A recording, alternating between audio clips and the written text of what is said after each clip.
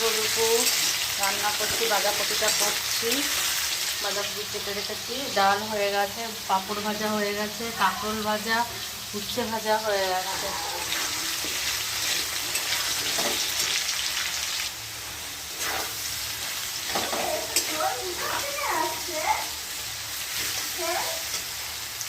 বাঁধাকপিটা দিয়ে দিয়ে এবার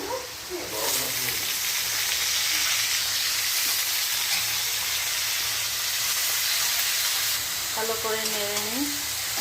তারপরে মশলাটা দেবো, জিরে আদা বাটা,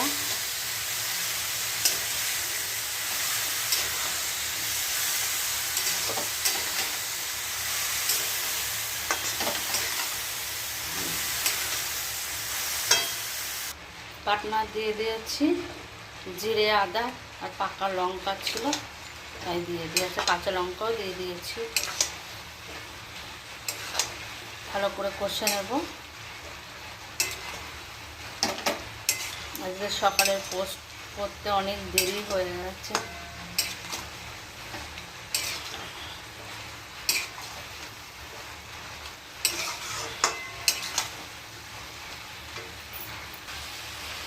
বন্ধুরা কষা হয়ে গেছে, এবার জল দিয়ে দেবো।